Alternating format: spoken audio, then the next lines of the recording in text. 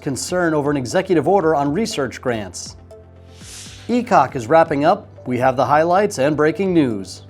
And Germany is spending big to advance its military might in space. All your industry headlines are on Photonics Spectra Now. Photonics Spectra Now is brought to you by Edmund Optics. The future depends on optics. Visit edmundoptics.com to learn more. And by Thor Labs, pioneering photonics technologies to accelerate scientific research and product development. Go to thorlabs.com for more info.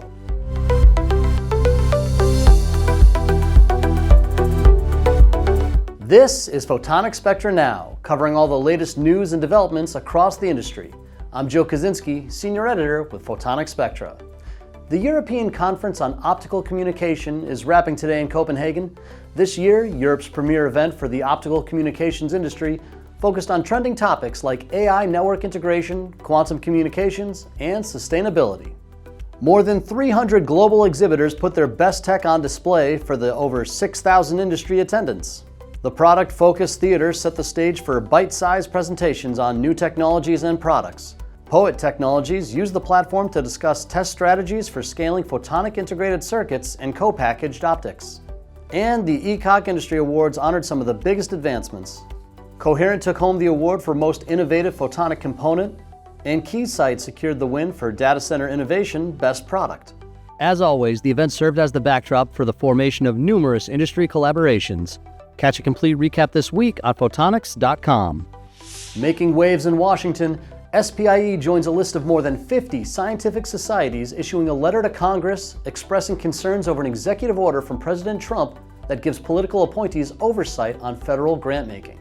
Now, the order was issued back in August. The president said this move was intended to end a, quote, offensive waste of tax dollars, and said grants had too often gone towards anti-American ideologies.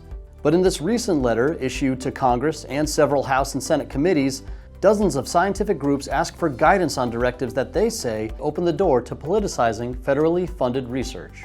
As written, the order requires agencies to designate individuals appointed by the president as responsible for creating the review process for grants and issuing approval.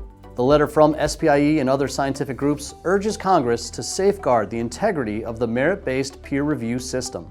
Some big R&D news as researchers develop a new light-emitting material that they say could transform photonics.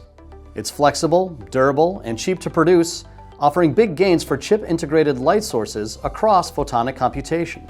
A team from the California NanoSystems Institute at UCLA have combined molybdenum disulfide, a material just a few atoms thick, with Nafion, a stretchy polymer commonly used in fuel cells, to create large printable membranes that emit light. The Nafion stabilizes the fragile MOS2, allowing for stretching and stacking without breaking.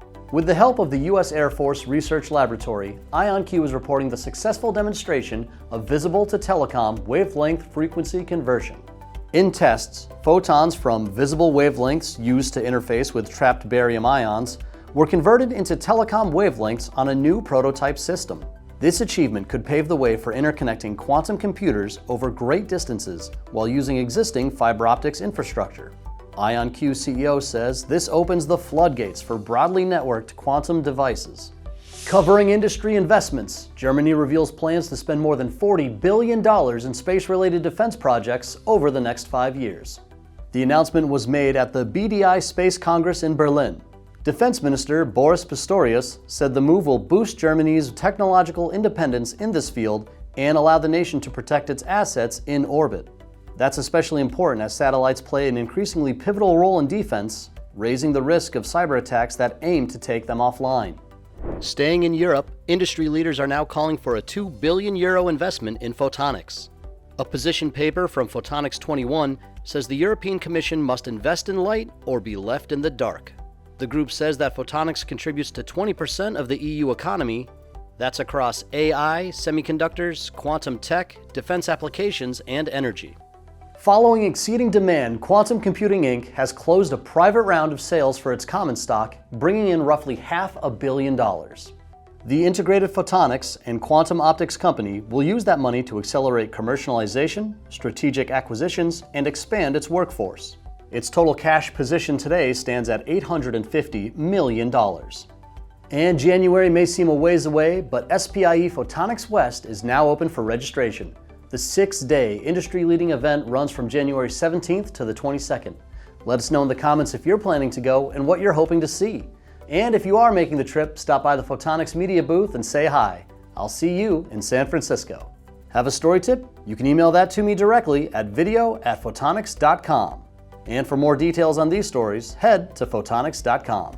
Give us a like and be sure to subscribe to the Photonics Media channel on YouTube for all the latest from PSN and the All Things Photonics podcast. I'm Joe Kaczynski, and thanks for watching.